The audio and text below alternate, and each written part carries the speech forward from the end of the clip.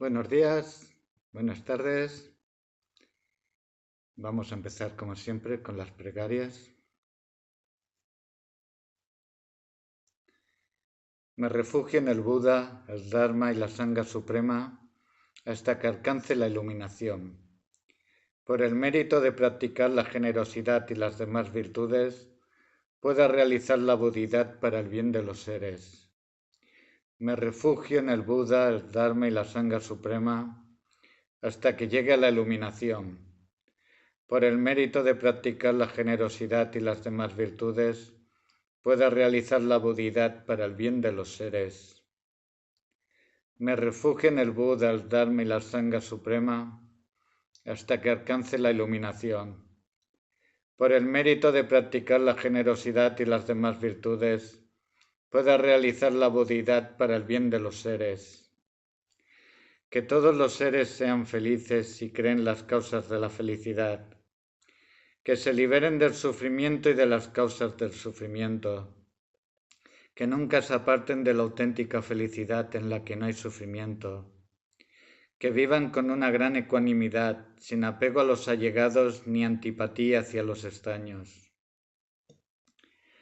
Glorioso y precioso Guru Raíz, que está sobre mi cabeza en un asiento de loto, te suplico que cuides de mí con tu gran bondad y me concedas los logros espirituales del cuerpo, el habla y la mente. Gran Vajradhara, Telo, Naro, Marpa, Mila, Campopa, Señor del Dharma, Karmapa, que conoces todas las cosas de los tres tiempos, los que sostenéis los 4 linajes anteriores y los 8 posteriores, Ditkun, Tarlon, Zarpa, el glorioso Drupa y los demás, Dappokayu, incomparables protectores de los seres que domináis el profundo camino del Mahamudra, os dirijo mi súplica. Yo continúo el linaje de los Gurus Kayus. Bendecirme para que pueda emularos. Se ha dicho que los tíos son los pies de la meditación. Así, sin apego a la comida o la riqueza, el meditador corta las ataduras a esta vida. Bendecirme para que no me aferre a ganancias y honores. Se ha dicho que la devoción es la cabeza de la meditación. Así el meditador ruega continuamente al Lama, que le abre la puerta del tesoro de las instrucciones esenciales. Bendecirme para que surja en mí la devoción genuina. Se ha dicho que la no distracción es el cuerpo de la meditación. Así, ocurra lo que ocurra, el meditador reposa, sin hacer nada, en el frescor de la esencia misma del pensamiento. Bendecirme para que esté libre de la idea de algo en que meditar. Se ha dicho que la esencia del pensamiento es el Dhammakaya, que no es nada en absoluto, pero lo manifiesta todo, y se muestra el meditador como un despliegue incesante. Bendecirme para que comprenda que el samsara y el nirvana son inseparables. Que en todas mis vidas no me separe de gurus auténticos. Disfrute del esplendor del Dharma y perfeccionando las cualidades de los niveles y los caminos, alcance pronto el estado de Vajradhara.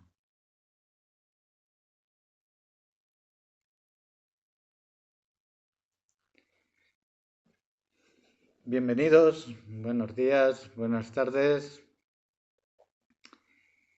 Esta semana vamos a hacer el capítulo que habla sobre el fruto. El fruto es la perfecta budidad.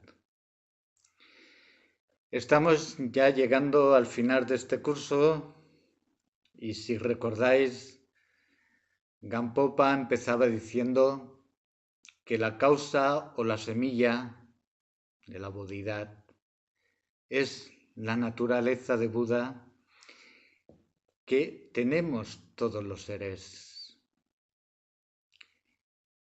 Y todo el proceso de este texto habla de cómo se llega a este estado de Buda. La semilla, ese potencial, es la naturaleza de Buda La base es la preciosa existencia humana, que sería como la tierra, y la condición, que es como la lluvia o el abono, es el perfecto maestro o el buen maestro. Los medios para llegar a esta budidad pues son las instrucciones, y en ese capítulo de las instrucciones es donde está la mayor parte del texto, que trata sobre el desarrollo del amor, la compasión, la bodhicitta, las paramitas, todo eso que nos ha llevado tanto tiempo, tantas semanas de explicar. Y después el siguiente punto, que es este, es el fruto. El objetivo final es el fruto. El fruto es la completa y perfecta iluminación. No la iluminación, no el nirvana, sino la completa y perfecta iluminación. Porque uno puede tener algún tipo de iluminaciones de vez en cuando, pero la de Buda es la total, la final.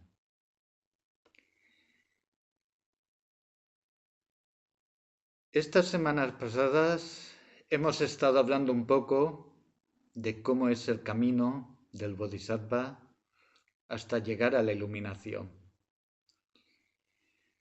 Esto nos lleva a que después de haber pasado por todas las fases y todos los niveles, es cuando uno llega al final y cuando uno llega a convertirse en un Buda perfecto.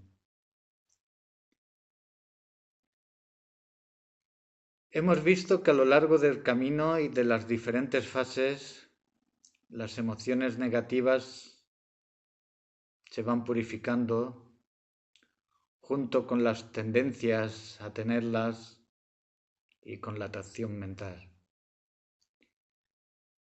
La ofuscación mental también se va aclarando, y al final, en el último momento, por medio del samadhi como un barra, pues se llega al estado de Buda. Entonces, este estado de Buda es lo mismo que al principio, que es la causa y que es la iluminación. O sea, es la esencia totalmente al descubierto. Al principio, ahora nosotros tenemos, esta esencia la tenemos oculta, la tenemos tapada por todos los velos que tenemos, pero cuando alcanzamos el fruto, entonces se han quitado todos los velos y queda lo mismo que hay ahora, pero al descubierto. O sea, esto revela lo que estaba oculto, es ver lo que no vemos ahora, darse cuenta de lo que hemos sido siempre y nunca nos habíamos enterado. Esto es alcanzar el fruto. O sea, esto es importante de entender, porque no es crear algo que no estaba, no es alcanzar un nivel en el que uno no estaba, sino darse cuenta de lo que realmente uno es. Destapar esta semilla que hemos tenido o tenemos desde siempre. Hay dos aspectos de la iluminación. El primer aspecto es que la iluminación tiene la mejor pureza, y el otro es que tiene la mejor sabiduría, o que tiene la sabiduría primordial. O sea, tiene el aspecto de pureza y el aspecto de sabiduría primordial. La mejor pureza quiere decir que todo lo que ocultaba esta sabiduría primordial ha desaparecido. Si tenemos un anillo de oro y está sucio y lo lavamos bien, pues entonces el oro queda en estado puro. Esto quiere decir que desaparecen todas las impurezas de las emociones conflictivas y todas las impurezas de los conceptos, de los pensamientos discursivos, que es lo que empañan este estado primordial. Y es como las nubes que tapan el sol y no nos dejan ver el sol. Entonces, ¿qué es lo que queda? Pues queda revelado ese espacio primordial, el espacio infinito. Diciéndolo de otra manera, podemos decir que queda la vacuidad. El espacio infinito es la vacuidad de la mente. Pero luego no solamente hay esta vacuidad, no solamente está vacío de todo, sino que además hay la lucidez mental. Esto es la sabiduría primordial que ha estado siempre ahí. Esta sabiduría es la lucidez que lo ilumina todo con su luz compasiva. Esta lucidez o sabiduría es como la luz del sol.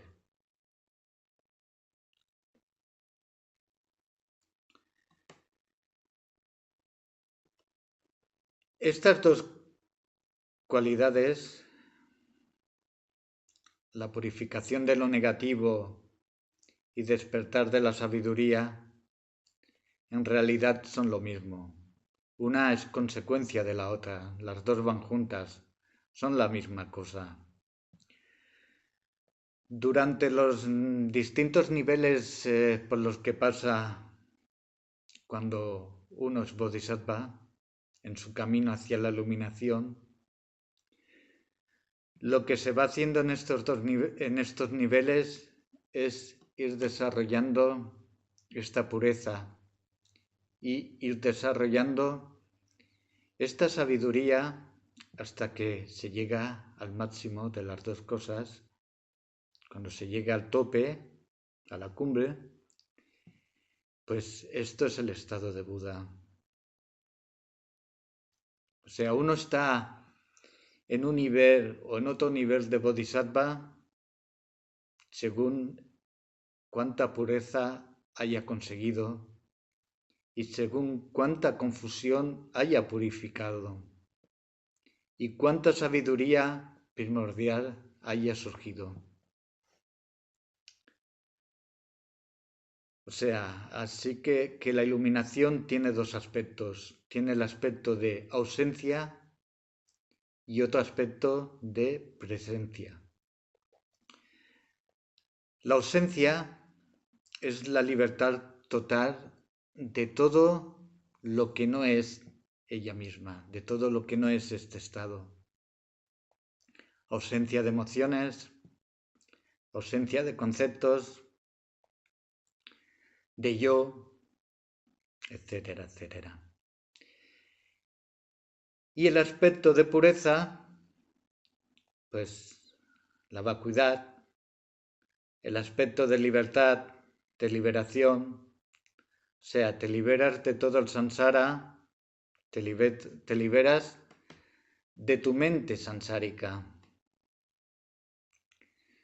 La presencia es que esta pureza, esta vacuidad, este espacio ilimitado, esta libertad, está totalmente llena de claridad mental, de sabiduría, de conocimiento. Es parecido al sol y es al sol y al espacio. O sea, tenemos el espacio inmenso y este espacio inmenso no está vacío, está totalmente iluminado, está lleno de luz, la luz del sol. Esto es parecido, pero no son dos cosas diferentes. O sea, esta vacuidad y esta sabiduría no son dos cosas diferentes. Se utilizan palabras sánscritas que a veces cuesta de recordar. Una es Dharmadhatu. Dharmadhatu se refiere a este espacio. Es el aspecto de vacuidad y libertad de la mente. Este espacio vacío se llama Dharmadhatu. Y luego está el Dharmakaya. El Dharmakaya se refiere más al aspecto de sabiduría, al aspecto de claridad. Es la mente de Buda, el aspecto claridad de la mente de Buda. Pero en realidad es lo mismo porque no existe el uno sin el otro. Son dos aspectos de lo mismo.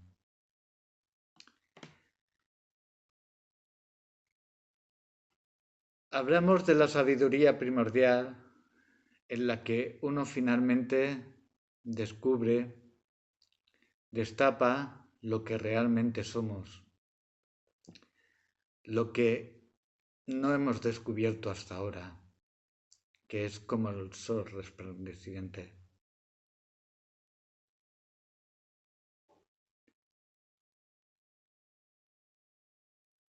Hay dos tipos de sabiduría en el camino al estado de Buda. La primera es la sabiduría primordial, que en sánscrito se llama jnana o jnana. Se escribe J-N-A-N-A,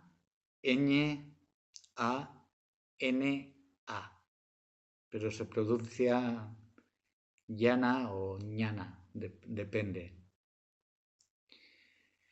Estos dos tipos de jnana son la jnana no conceptual y la jnana analítica.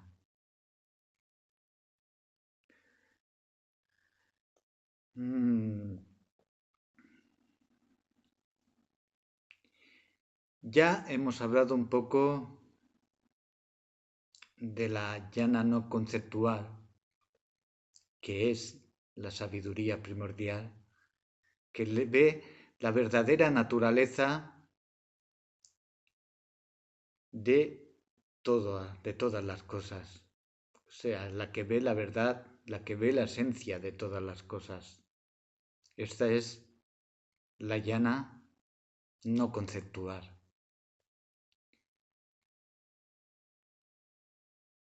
Esta jnana o sabiduría no conceptual es la que se puede percibir en meditación profunda.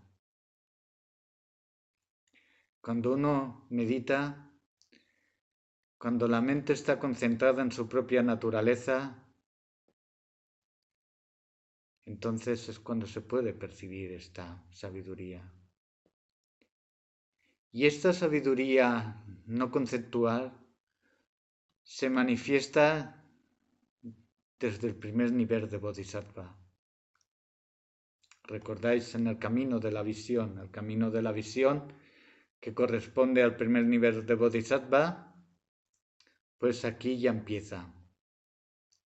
Que este era el momento más feliz, que es donde se manifiesta esta sabiduría no conceptual. Y se va perfeccionando hasta llegar a la budidad. Pero, claro, luego un Buda no puede estar todo el tiempo sumergido en esta sabiduría no conceptual sin enterarse de nada, porque no sería un Buda. Entonces, luego está la otra sabiduría, que es la jnana analítica.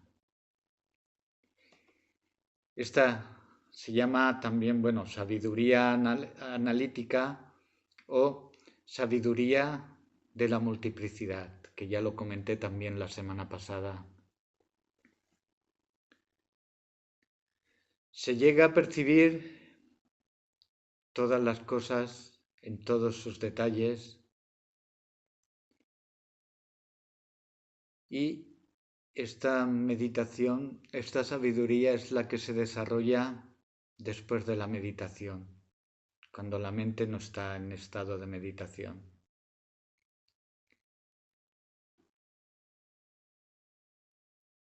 Esta sabiduría es la que percibe en todo momento todas las cosas y también percibe todo lo que piensan y todo lo que sienten todos los seres.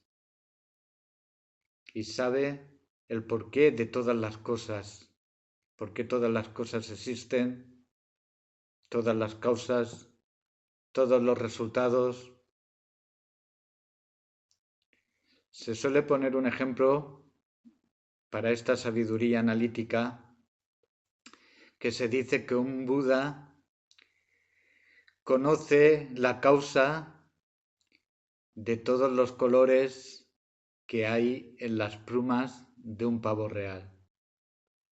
O sea, la cola de un pavo real, que tiene muchos colores y tiene muchos matices, es una metáfora y se dice que Buda conoce todas las causas kármicas de cada uno de los colores, los matices, los dibujos de la cola de un pavo real.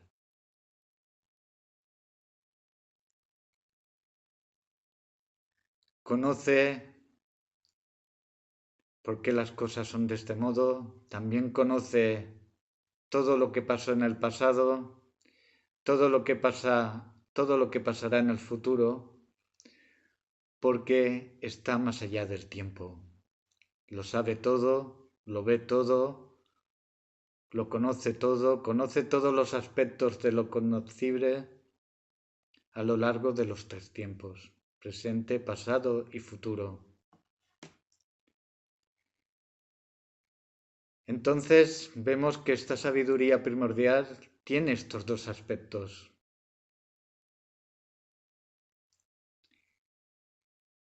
Y en realidad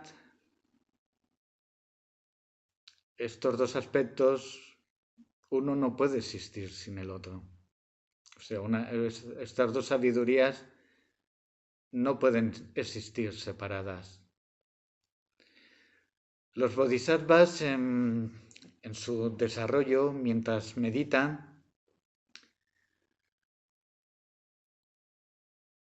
desarrollan una. Y mientras viven, o sea, después de la meditación, desarrollan la otra, la de la multiplicidad. Pero cuando se llega al estado de Buda, las dos están juntas.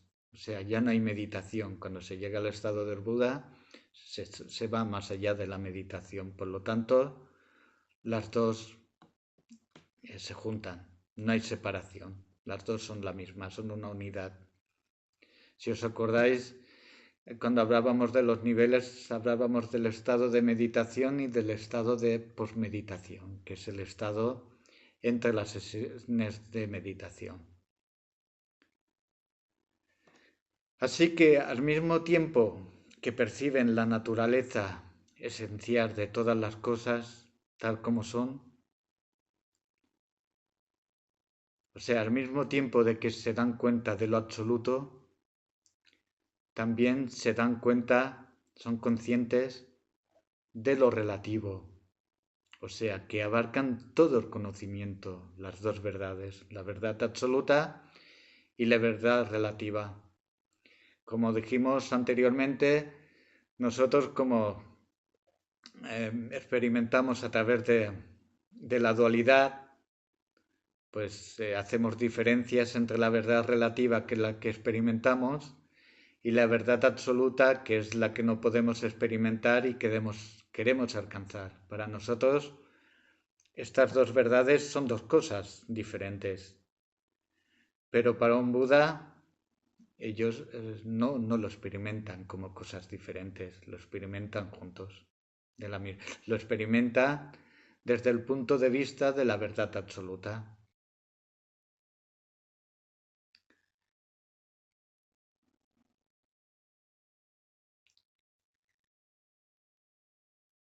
Cuando se habla de la iluminación, muchas veces se dice que las cualidades de la iluminación se pueden resumir en infinitas cualidades, pero si tuviéramos que resumirlas en tres, podemos decir que la iluminación o que estas tres características son sabiduría, compasión y poder o capacidad.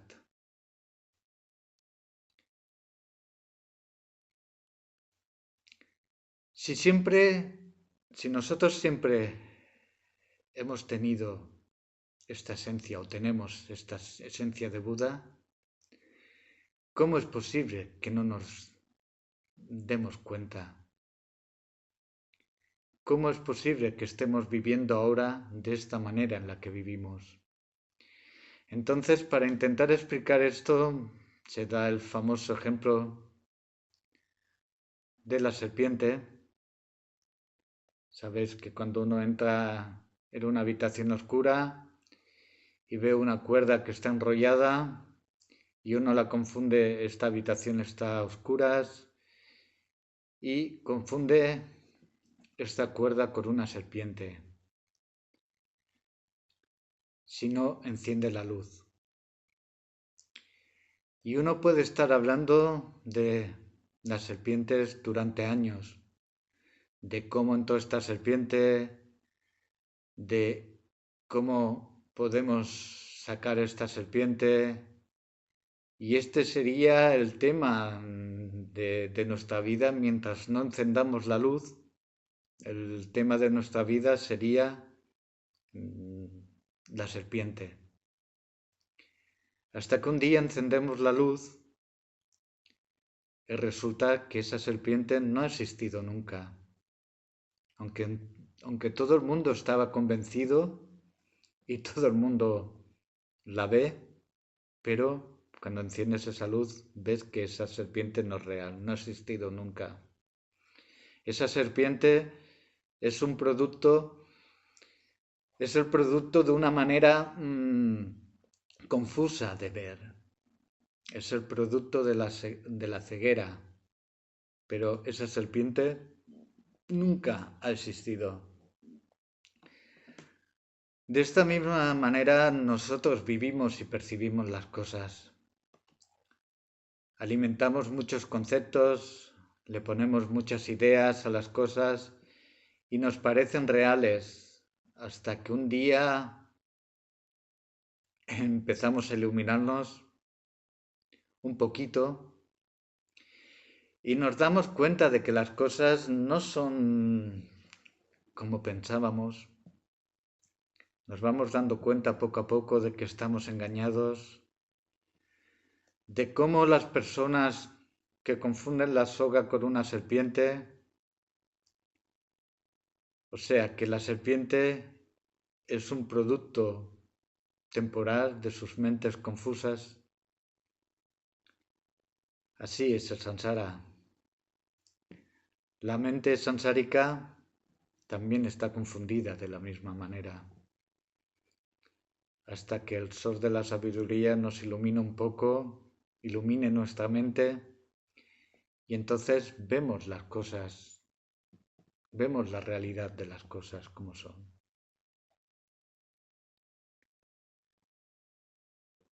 Así pues, cuando se llega a este punto de la iluminación, desaparecen todas estas nubes, toda esta oscuridad que no nos dejaba ver, todo esto que llamamos los velos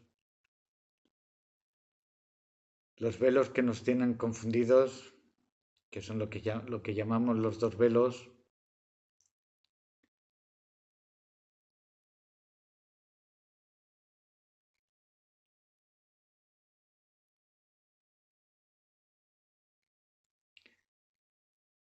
Los seres ordinarios tienen estas nubes que no son el sol, ni tampoco son el cielo, pero en cambio pasajeramente, momentáneamente, pasan por ahí y lo cubren, no nos dejan ver el cielo, estas nubes no nos dejan ver el cielo y no nos dejan ver el sol, pero esto es momentáneamente. Luego desaparecen porque en realidad no son nada. Estas nubes salen del espacio y desaparecen en el espacio. Y se pueden eliminar porque no son parte de la mente. No son parte de nuestra naturaleza. Son cosas temporales que están ahí.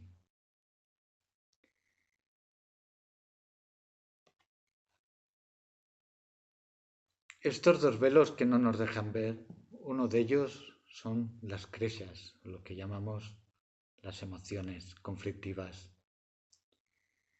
que son lo que ofuscan el aspecto de pureza o de libertad. O sea, las creshas son las que no nos dejan ser puros. Este es el primer velo, que lo conocemos bastante bien, ¿no? Yo quiero, a mí me gusta, yo no quiero, yo odio, todas estas cosas. Luego está el segundo velo, que este velo es más sutil, y este velo se llama el velo, también, bueno, entre todos los nombres que tiene, se llama el velo del pensamiento discursivo, que es como un tren. Podemos, un ejemplo que se pone que es como un tren, ¿no? Es el vagón de un tren que va tirando del otro y ese otro va tirando del otro, ¿no?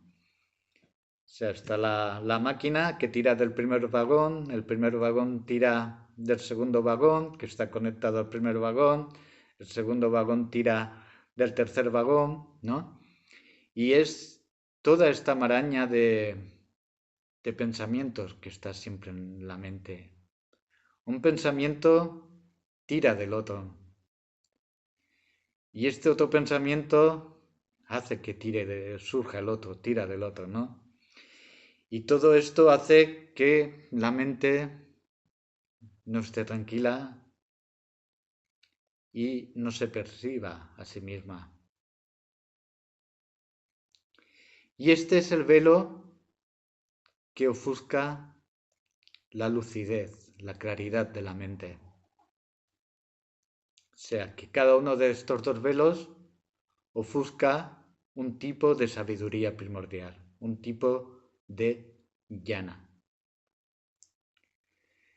Cuando los apartamos definitivamente, pues aparece la sabiduría de la unidad y la sabiduría de la multiplicidad. Estas dos sabidurías.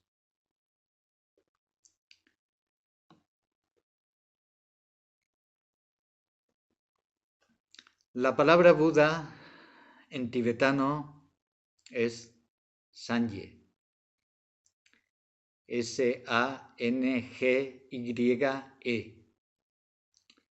Sang, S-A-N-G, quiere decir puro o pureza. Y también quiere decir despierto.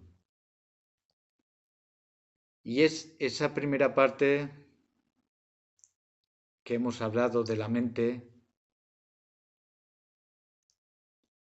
esa parte de la mente iluminada que tiene esa libertad y pureza. Y Y-E significa madurar o florecer. Es como cuando finalmente una semilla se ha transformado en una hermosa flor. O sea que podríamos decir que Sangye o Buda significa aquel que ha despertado y cuya sabiduría ha florecido y se ha abierto. Aquel que ha despertado de la oscuridad de la ignorancia y cuya sabiduría ha florecido y se ha abierto del todo.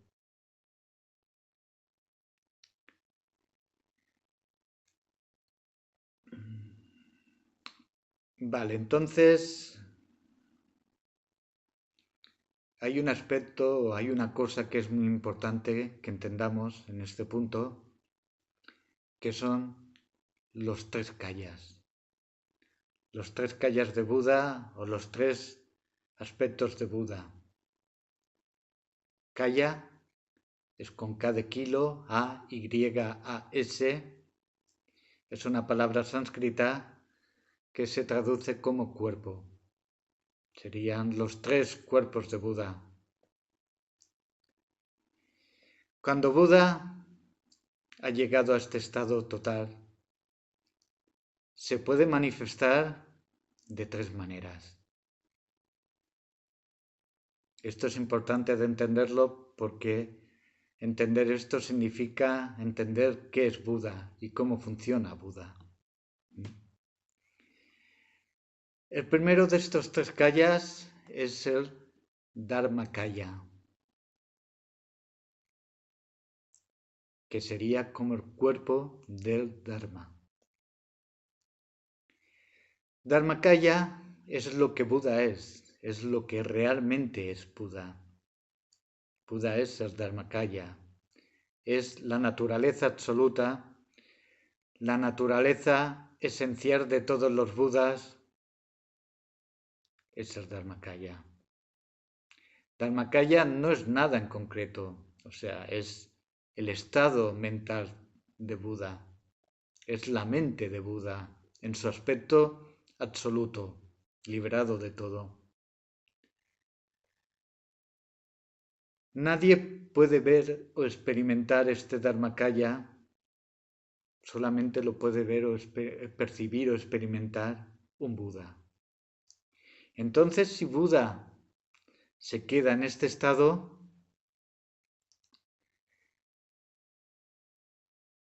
nunca lo podríamos entender, nunca nos enteraríamos de que Buda existe porque estaría oculto, si solamente se manifestara en el estado de Dharmakaya, porque nosotros no podemos percibir el Dharmakaya, por lo tanto nos enteraríamos de que existen los Budas. Este Dharmakaya tiene 8 aspectos para poderlo entender un poco mejor. El primer aspecto es que el Dharmakaya es idéntico en todos los Budas. Todos los Budas experimentan el mismo Dharmakaya. El segundo aspecto es que es profundo. Profundo porque está más allá de todos los conceptos, de todas las cosas. Es inexplicable, está más allá del todo. No se puede invadir, no se puede contener en ninguna otra cosa. No se puede comprender de lo profundo que es. El tercer aspecto se llama permanente. Quizás no es una buena palabra porque hemos dicho que el Dharmakaya está más allá de los conceptos de existencia y inexistencia, pero si no nos parecería que fuera impermanente, y no es impermanente. Por supuesto, impermanente y permanente son ideas que tenemos. Y cuando decimos permanente, queremos decir que no es compuesto, porque las cosas impermanentes son las cosas que son compuestas y que dependen de los demás. Entonces, cuando decimos que algo es permanente, significa que es una cosa que no depende de los demás y que no es compuesto. Claro, si decimos que este Dharmakaya es permanente, ya le estamos aplicando un concepto de que es permanente, pero lo que significa es que no es impermanente, no es algo que cambie ni que dependa de los demás, aunque significa que está más allá de los conceptos.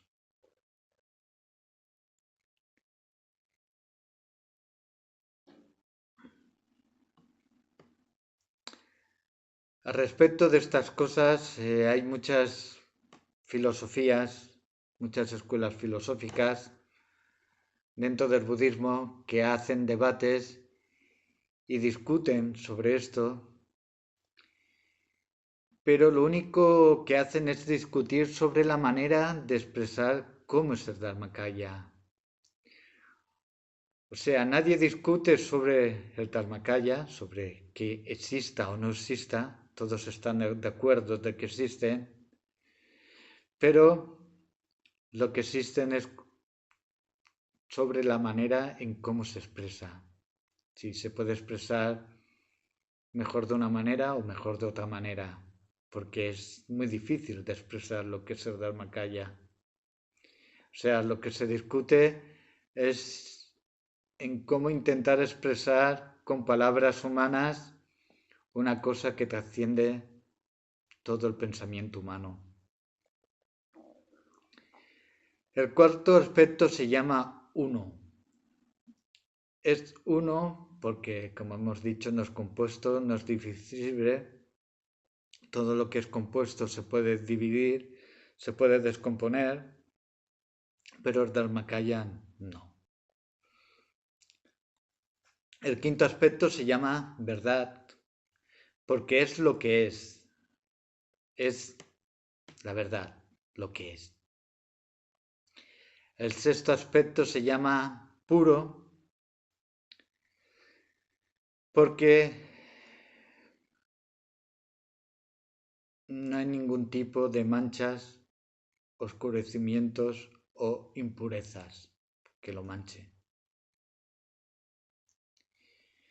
El séptimo se llama claridad, porque el Dharmakaya es muy luminoso, no luminoso de luz, sino de claridad.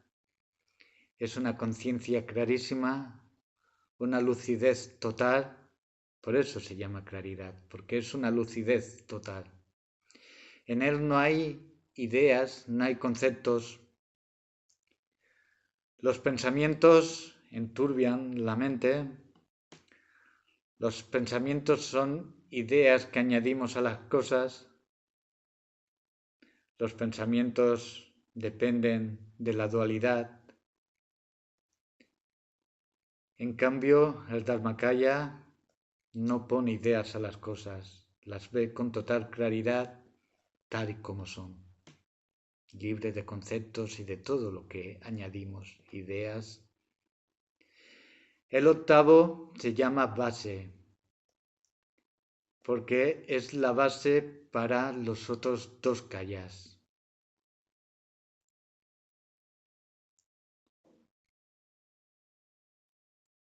O sea, que podemos decir que el Dharmakaya está más allá de ser o no ser, está más allá del intelecto.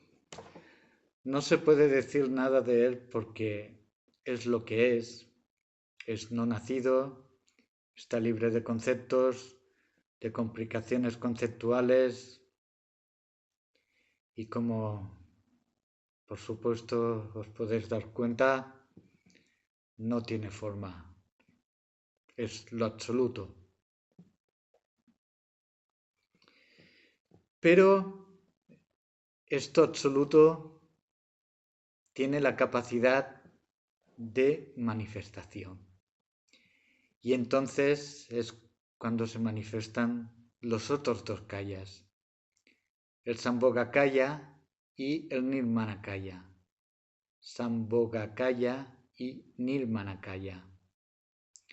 Entonces, el Dharmakaya es el cuerpo sin forma, el kaya sin forma, Y los otros dos juntos, el Sambhogakaya y el Nirmanakaya, se llaman los dos juntos el Rupakaya, que es el Kaya con forma. Rupa es forma y Kaya es forma. O sea, los dos juntos se llaman Rupakaya. Y estos dos son Kayas con forma.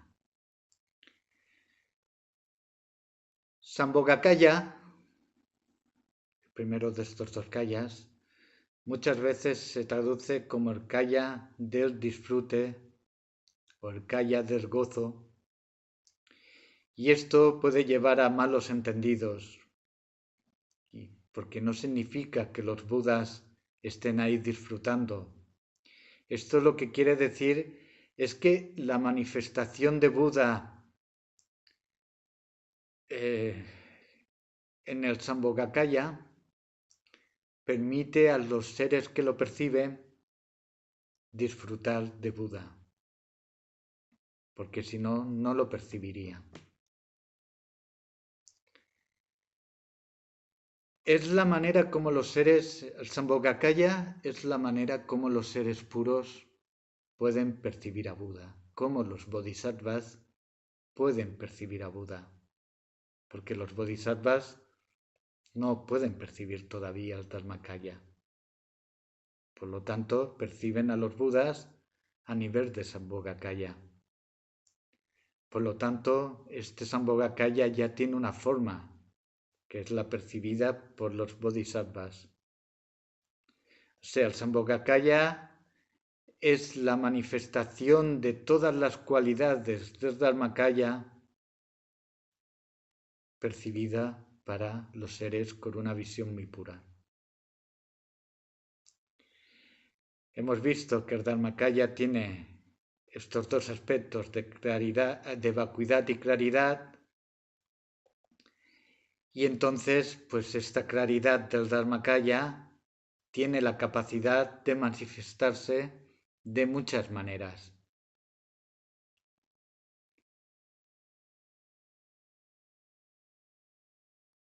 Y una de las maneras que tiene de manifestarse es como Sambhogakaya.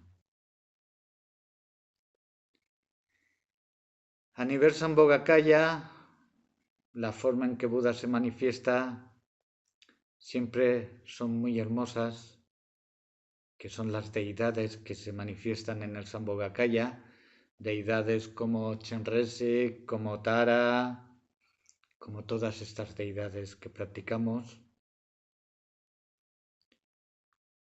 Tara verde, Tara blanca.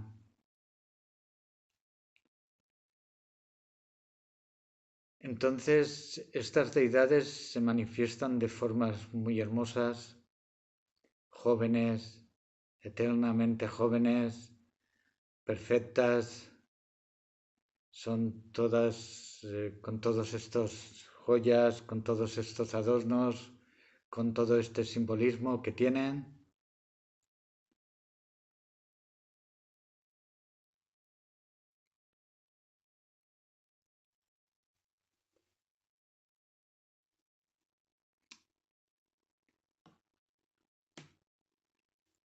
A nivel Sambhogakaya, pues también los budas manifiestan sus tierras búdicas en forma de luz perfectas y hermosas.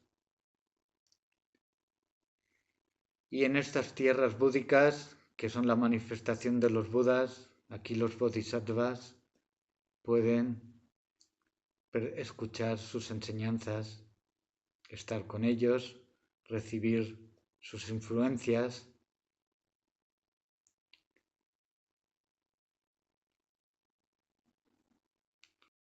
Las tierras puras de los budas no son una percepción física de otros mundos, sino que son la manifestación radiante, la manifestación luminosa del mundo interno de Buda o de la mente de Buda, del mundo interno de la perfección. Los bodhisattvas pueden percibir a los Budas porque tienen ojos de sabiduría. Han estado despertando esos ojos de sabiduría. Y además oyen las enseñanzas del Mahayana, pero en el aspecto Sambhogakaya.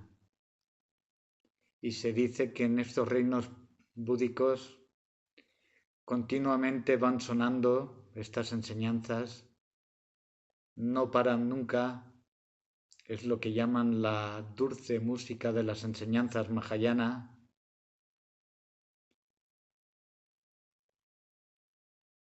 Y aquí también, en este aspecto Sambhogakaya, hay varios aspectos que nos ayudarán a entender este Sambhogakaya.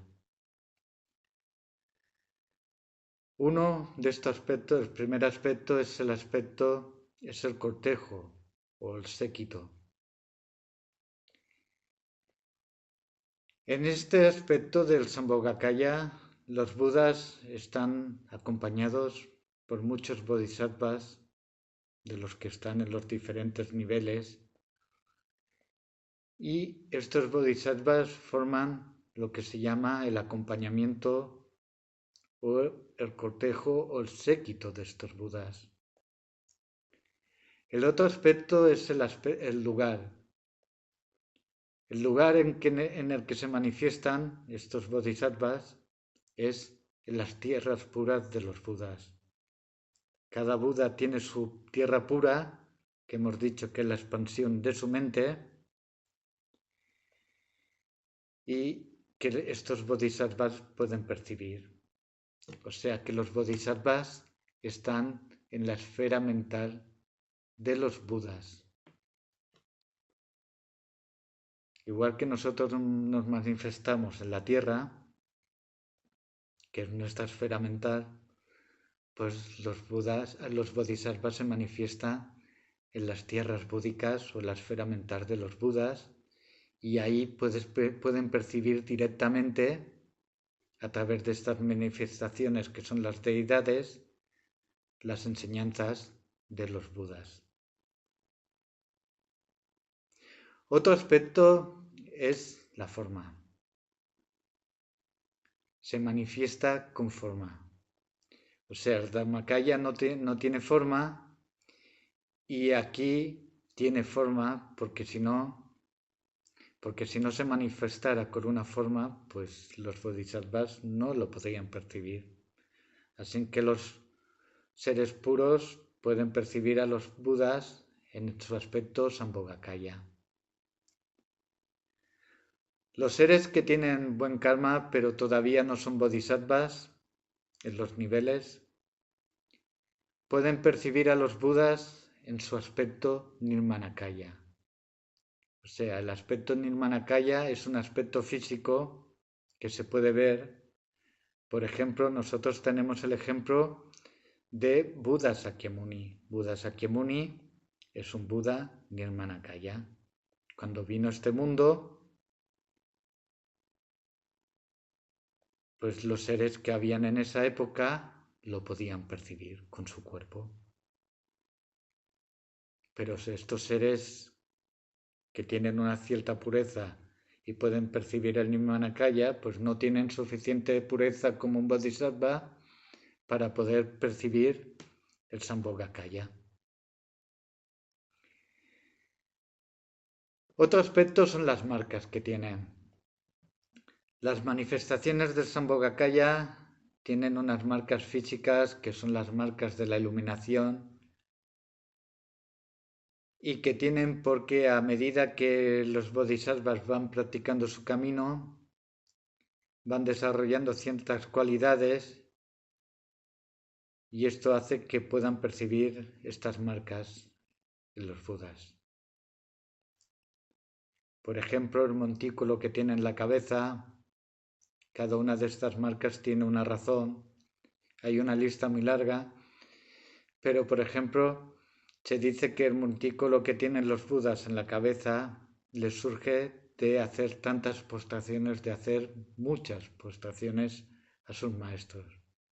Entonces, cuando son Budas, cuando llegan al estado de Buda, surge este montículo.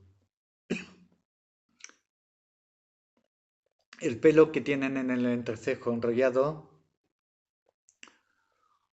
o las manos y los pies que los tienen marcados con una rueda del Dharma, o membranas que unen los dedos de los pies y de las manos, o sea, todas estas series de marcas que tienen en el Sambhogakaya.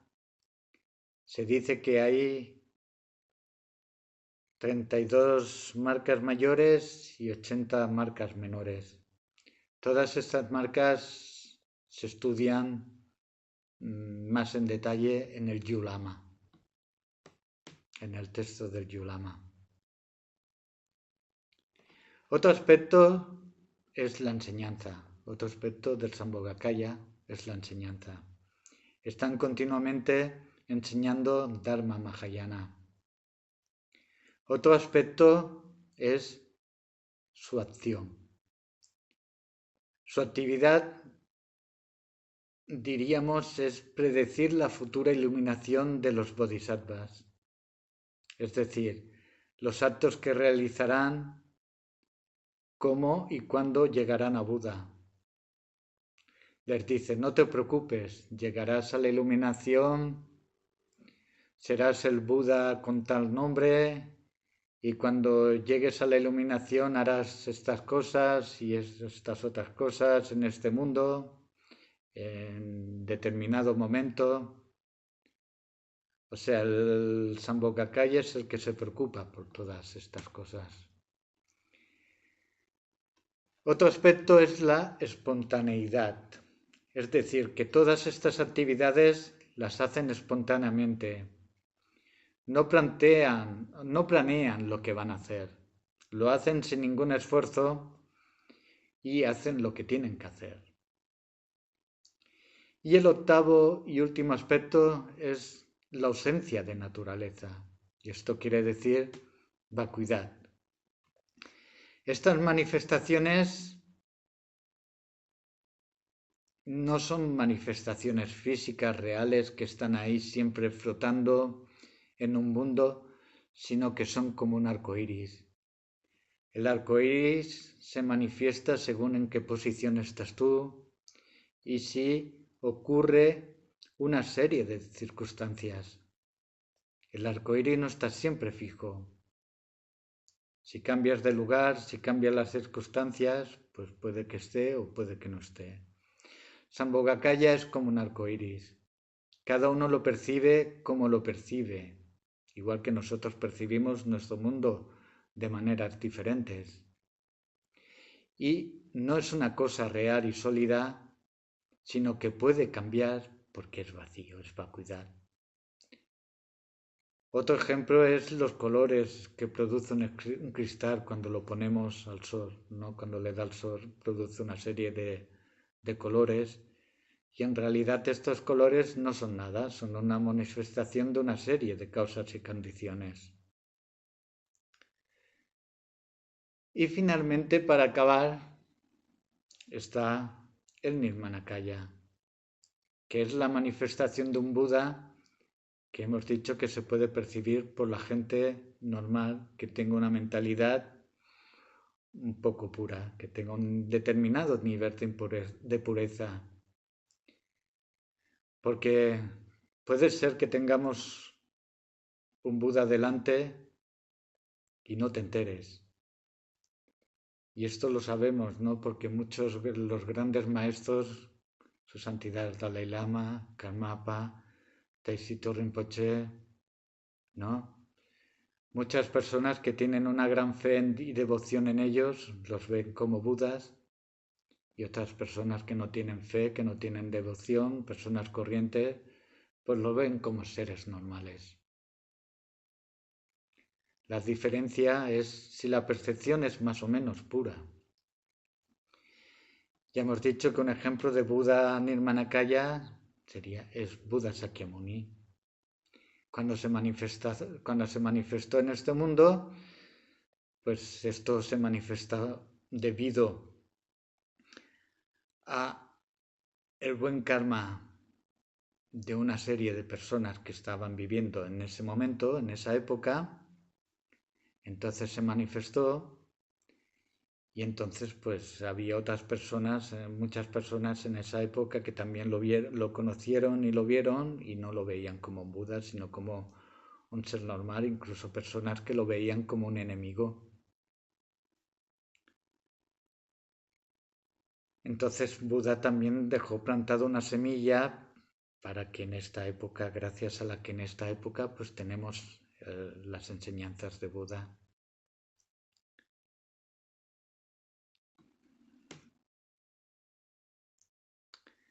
Entonces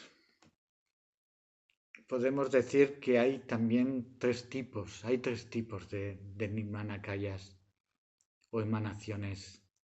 O sea, el nirmanakaya es también otra manifestación del dharmakaya para otro tipo de seres con otro tipo de pureza.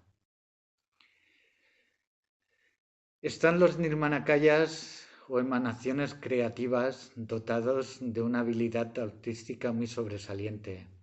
O sea, son seres que tienen una habilidad artística muy grande, pero es un arte que atrae hacia el Dharma. Por ejemplo, un ejemplo de estos nirmanakayas son estos pintores de tankas. Las tankas son estos cuadros o estas telas en las que están pintadas las deidades que utilizamos para hacer nuestras prácticas y para hacer nuestras visualizaciones que nos inspiran en nuestra práctica. Esto es un tipo de nirmanakayas. Luego están el siguiente tipo, que son los nirmanakayas de nacimiento, que son los seres o emanaciones físicas de Buda que se pueden manifestar como, por ejemplo, grandes maestros. Estos grandes maestros, que son emanaciones, son los que llamamos turkus. Turku y nirmanakaya es lo mismo, significa lo mismo. Son estos maestros que tienen la capacidad de, cuando mueren, poder elegir el sitio, la familia, el cuerpo, el momento en el que van a renacer. Por ejemplo, el Dalai Lama es la 12ª reencarnación del primer Dalai Lama. Karmapa es la 17ª o la 17ª reencarnación del primer Karmapa. Significa que han podido ir eligiendo el momento, el sitio en el que reencarnan, por el tanto se llaman turkus, tienen este poder o esta capacidad.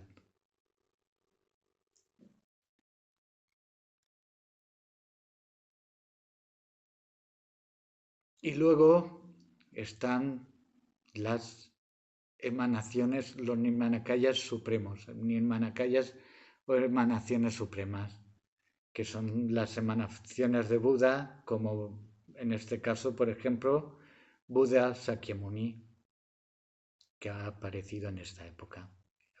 Buda Sakyamuni es un nirmanakaya supremo.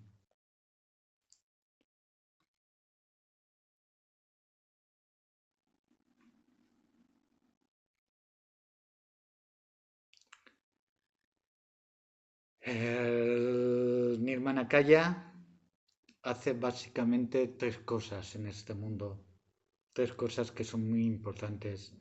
La primera es enseñar a los seres que existe la iluminación. O sea, les anima, les enseña que existe este objetivo y les ayuda, les enseña y les acompaña hacia este objetivo. Otra es cuidar de los seres, o sea, hacer de maestros, hacer que acompañar a los seres en este camino para que lleguen a este objetivo. Y finalmente les libera. O sea, estimula a los seres, madura, los acompaña y los libera.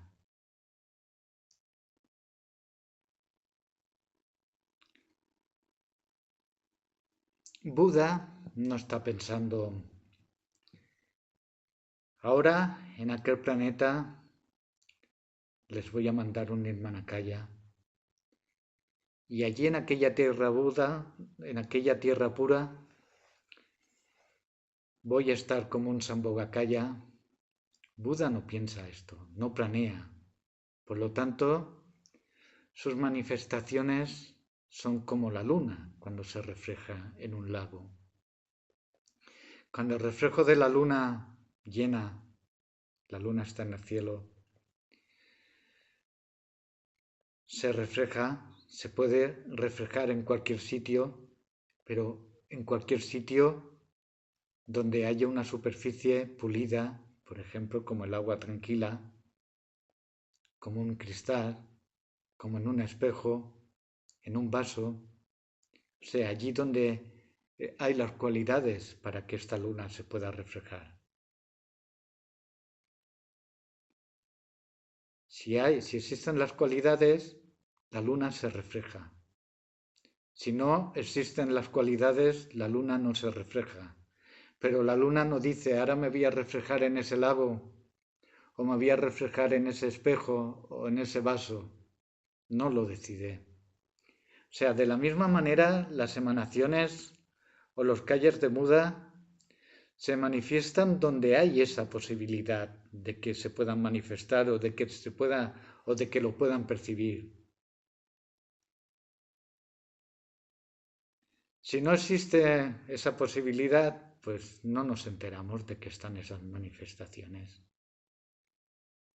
No depende de los Budas, depende de nosotros, depende de los practicantes.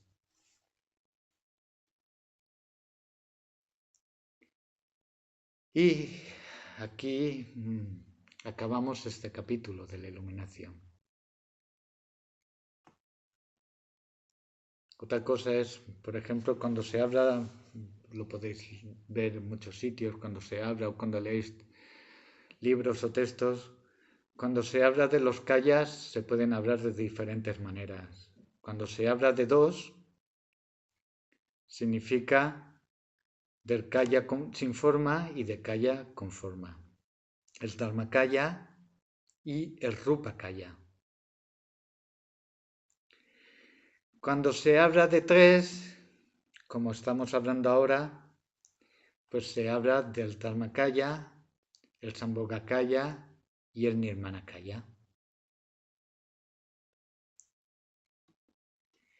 Y después, en otros textos, en otros sitios, podéis escuchar hablar de los cuatro kayas. Se añade un cuarto kaya que es el Svabhavikakaya. Pero este Svabhavikakaya en realidad lo que quiere decir es la unión de los otros tres kayas. Del Dharmakaya, el Sambhogakaya y el Nirmanakaya. O sea, cuando escuchéis hablar del Svabhavikakaya, es la unión de los otros tres. Estos son maneras diferentes de expresar los kayas de Buda. Vale, entonces he hablado demasiado, me parece. Tenemos un rato para meditar. Meditamos primero, calmamos la mente, podemos utilizar un objeto, podemos utilizar la respiración, podemos utilizar un sonido. Y cuando la mente esté tranquila y relajada, pues podemos reflexionar un poco sobre todo esto que he hablado, sobre este tema que hemos tocado.